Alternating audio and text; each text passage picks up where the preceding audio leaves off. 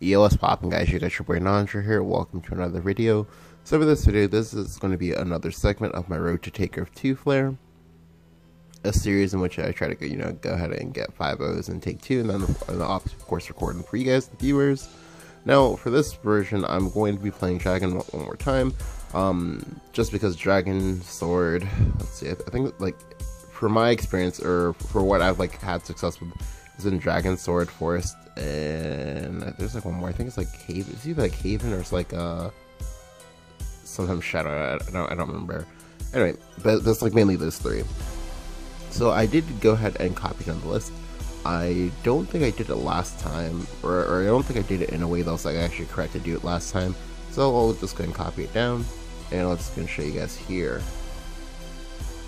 So this is the 1 second, I'll wait for the load. Yeah, so this is the list. As you can see, it's literally basically a ghetto constructed ramp dragon.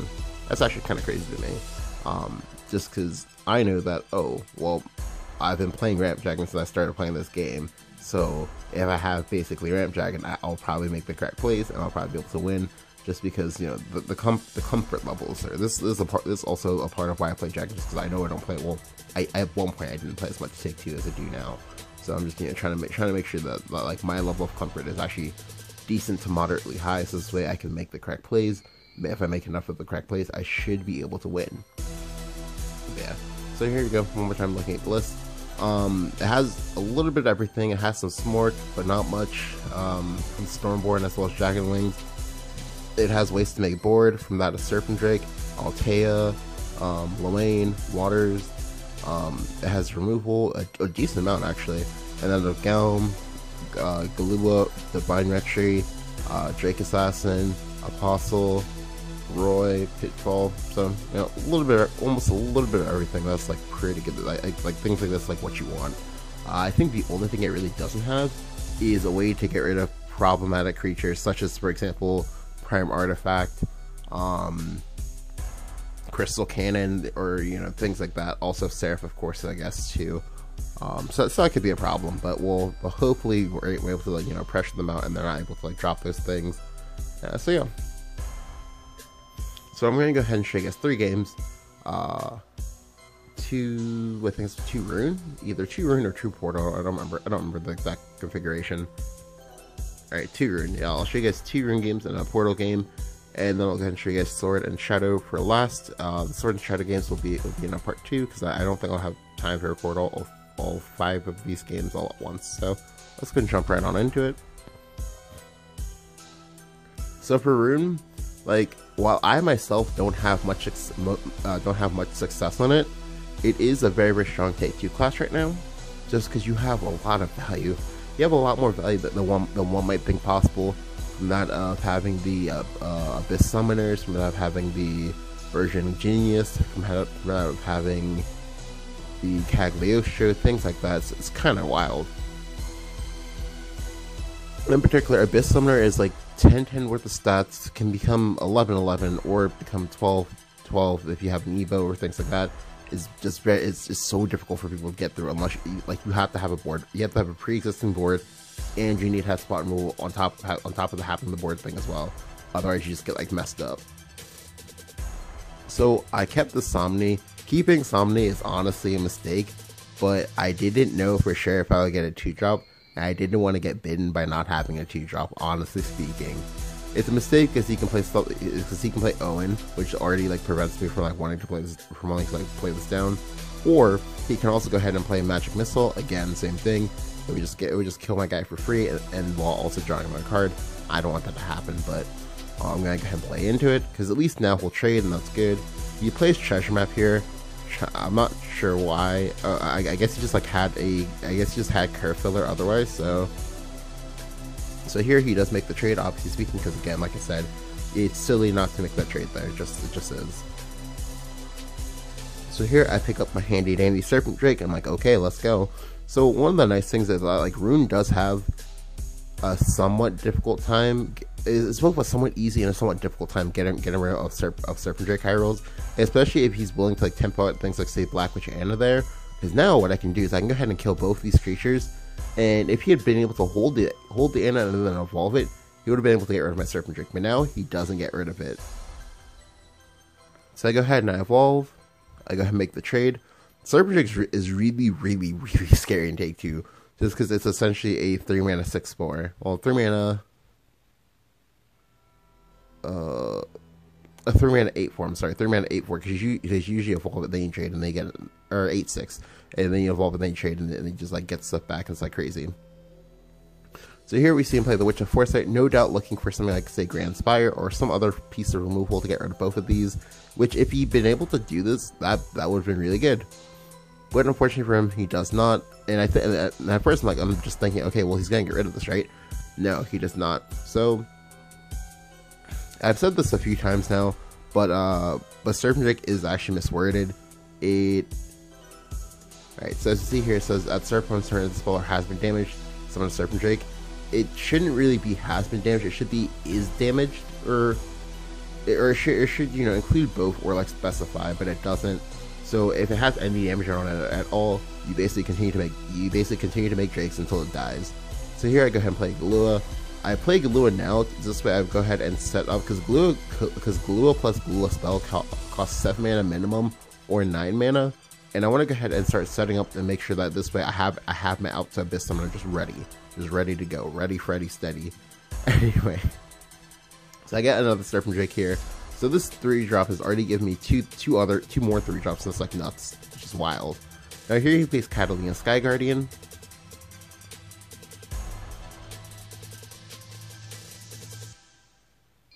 So you go ahead and trade into my Galua, then kill it. And honestly, I was wondering if he was gonna trade into Galua or not. Like because you know, obviously Galua has more attack, but he honestly should have just killed the Serpent Drake. I don't know why. I honestly don't really know why he didn't, but you know, he didn't. That's fine. We'll take that. Now here, this turn I actually do misplay. The correct play, honestly speaking, is to either use your Divine Retreat. You should probably hold up using that, or just play your Black Breath and then go ahead and evolve Face. The reason why you do that is because this way you set up lethal pretty much guaranteed, because I don't think there's any kind of way that he can get rid of both these Drakes and make a ward or heal all in the same turn. It costs like way too much mana. I think like he would need to have like Truce Adjudication, and it would have to be like super charged, and even then it doesn't. You can't get it over with being a 10/10, because you need it to be a 10/10 in order to like not be dead here. But anyway, I don't do it. I instead just decide to go for Altea. Although Altea does actually. Altea does. Well, it's not that it doesn't set up lethal, because she definitely sets up lethal. It's just that she, in a different sort of game state, that would have been a misplay. But I just like having Altea out, just because like it, like playing, going like, you know, Altea Evo is something I'm kind of like, you know, used to. And so I just kind of went with like the comfort thing. But as you did see there, I did think about the Black Breath first. I just also chose not to do it, because I like my value. Anyway, here he plays Expel Soul. However, he is literally dead on board, so that is going to be GG. I'll go ahead and heal up.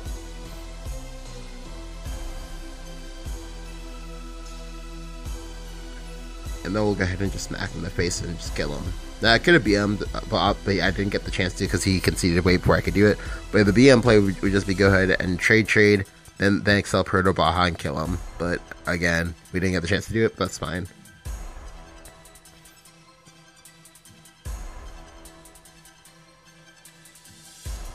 Alright, so for the next game, this will be versus Portal. So Portal is I don't know. Like, I feel like Portal kind of shifted down, in my mind anyway. I feel like Portal kind of shifted down and kind of became like Forest, in which you either get a God draft, or you get an awful draft. Just because, like, there's so many different, like, moving parts in Portal, and you need to hit, like, a decent number of them to make Portal, like, you know, this, like, unstoppable value juggernaut. But again, like, there are also some parts that are kind of like sucky. Like, for example, if you pick up Cursed Stone, you feel like kind of bad, right? But if you get like Prime Artifacts, you feel kind of good, right? Yeah, things like that. So I'm going second. That's fine. I believe it goes second in like all 5 of these games. It's either 5 of the games that go second or 4 of them. I don't remember. That's fine. I usually like going second, honestly speaking, just because I know I've gone second pretty much the majority of my Shadowverse life, so I kind of like know what to do when I'm going second more than I know what to do when I go first. So he plays the Young Treasure Map on 1. He picks up the Enchanted Library. I'm like, okay. So I already know my opponent's gonna play this live round here. I just know. Thankfully, I pick up an Oracle, and the Oracle is enough to punish him because I can definitely go slow. I don't think he should go slow, but he still plays up the library. I'm like, okay, sure, that's fine. So obviously speaking, right now, I'm just gonna go ahead and go Oracle into Waters. You know, start off with a nice constructed Ramp Dragon curve.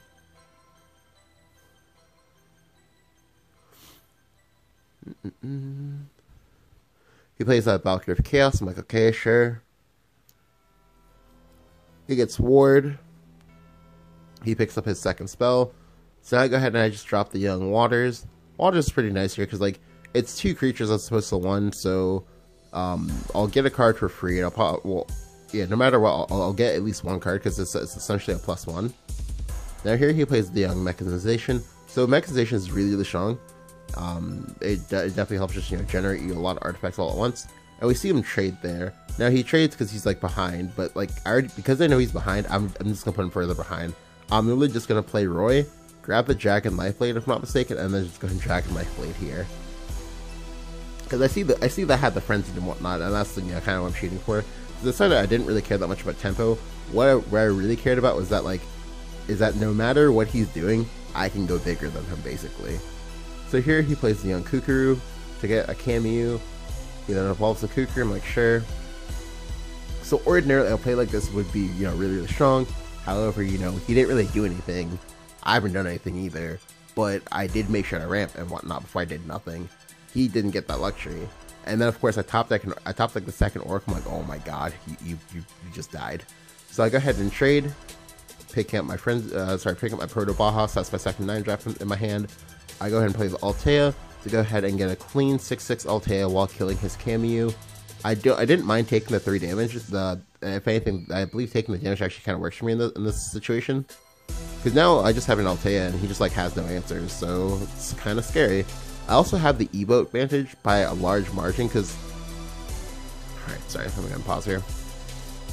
So Portalcraft, one of the issues that they have is that they don't really have that good on-demand spot removal. The majority of it usually requires you to either pull it from another card or have drafted it naturally, so, you know, basically have it be like, I don't know, I guess like Divine Retry or Pitfall or something like that.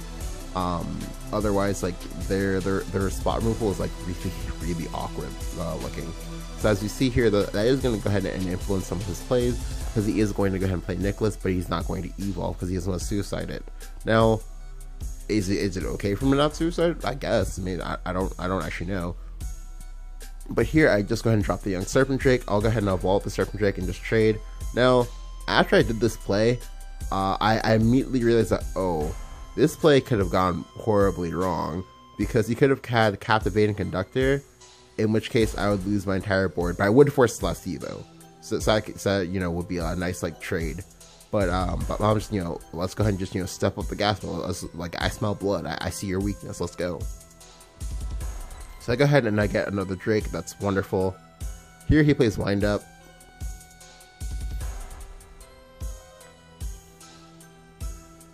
Into Heartless Battle. So I already know he's just gonna kill both my Drakes, and that's like fine, because he's dead. I literally have the Dragon Horde in the back for a nice 6 damage. Now, honestly speaking, I don't blame him for not, you know, not knowing that I had that as a way to kill him, because in his mind he's probably just like thinking about Ozzy Bahaka or like Zoe. But yeah, I either needed that or Stormborn Wings to kill him, and they're both kind of low rarity, so it is in my favor for me to have them. So I'm just gonna drop them. I'm just gonna drop them right on down, and just gonna end the game.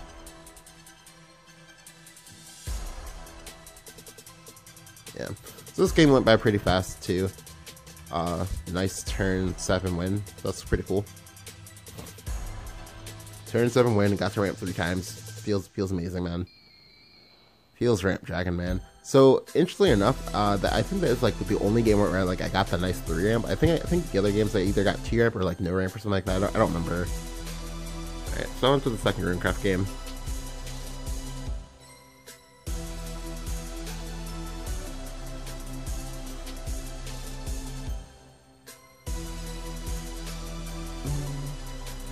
Yeah. So at this point, like, I'm already feeling pretty good. Not feeling too overconfident or anything like that, but I am just, you know, feeling pretty good, because I've noticed that like a lot of times what'll happen is I'll have like one or two like super stompy games, and I'll like get baited by that, and then like somehow lose a game, and then like fall into hard tilt, and then like lose another game as a result. But before I'm able to like stabilize. So this game, again, I believe I'm going second, so I just go ahead and toss second Proto Baja, and I'll keep the 2-drop and the 3-drop because they're really good. Because if you're going second, like you want the Serpent Drake to usually be your first of all, if you can make a narrow-ish board state, which usually happens in the early games in the early parts of Take 2. So here he plays Mysterious Knowledge, who grabs the ward. I pick up Somni.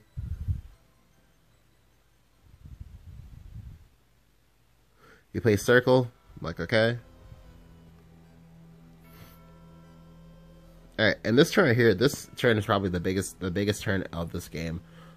Basically, I have the option to choose whether or not to play the Magic Missile or not. I believe I just choose to do it. I'm like, you ain't got it, you ain't got it. But if he does have it, it's really, well, it's not like super bad, but it is kind of bad. But yeah, so he drops the missile there. I'm like, okay, sure, that's fine. Because on the bright side, right, he can't develop anything else, like, unless he has a scrap iron smelter, which he does. But he can't really develop anything else, and that's fine. Because if he had played another creature, right, if he had just played a creature and then gone face, that would have been a lot worse for me. Like for example, if he had played the Disciple of Truth, that would have been really awkward for me because I wouldn't be able to get rid of it properly. So in this case, it kind of worked out because it makes it so it's easier for me to go for my Serpent Drake high roll. Well, not really high roll, but it's basically easier to go for that line. Now here he plays an Investigation, I'm like, okay. Then he plays a Peacemaster, I'm like, oh my god, okay. He then goes space. I'm like, okay. So now I have the Serpent Drake going, I'm like, okay, let's go. I go ahead and drop the Serpent Drake, I just gonna make full trades. So now next turn I have a 2-2, a 3-2, a 3-2, and a 5-2. I'll even get to develop my Dragon's Nest here. You don't have to develop the Dragon's Nest here, you can actually hold it for your turn 6 if possible. But I like playing it here because you never know, your situation might change. You might not like play this on turn 6. You might like play like Pitfall and Elsama of the Bro family instead. You never know. Now here he plays Sleep's Incantation to bounce this back to my hand. I don't like that he bounced that back to my hand. Like, I really don't. Like, it feels so bad because now you just know that I have a Drake in my hand. So you're basically prevented from playing any small creatures for the foreseeable future. And your Runecraft, so I don't really think you have like good creatures in your hand anyway. So yeah, I just really didn't like that from him. Anyway, here I go ahead and play the Burly Axe Wielder as well as drop my Serpent of Disdain. So now this is nice. This is one of those, oh, well, here's our bright side for me having like gotten rid of the Magic Missile in his hand by causing him to play it earlier. Because now I have a 4-1 that he probably doesn't have an answer to. That's nice, because like again, as you saw there, he had to use a Sleep's Incantation. Whereas I'm pretty sure if you had hard removal, soft removal, you just like use it for that. You just use it for my Drake instead. But here he plays Rackham Airship Pilot. I'm like, okay, sure. Because this is nice. Because as you see in the back, I have the Pitfall. I have the EVO advantage now. All I need to do is just make sure that I don't get messed up by the Abyss Summoner, and that's great. And I can guarantee that. Why? Because I have the Pitfall. I also have the Serpent Drake, and I have Serpent Drake Evolve. So I'll go ahead and make another Drake and smack him in the face for 4. So it's nice, you know, we're starting to apply some pressure. We're starting to just, you know, get it going, get it popping. The other nice thing is that even if he were to like kill his even if he were to like play the Abyss Summoner and then kill like my 3-2, healing his way up, what I could do is I can actually go ahead and play like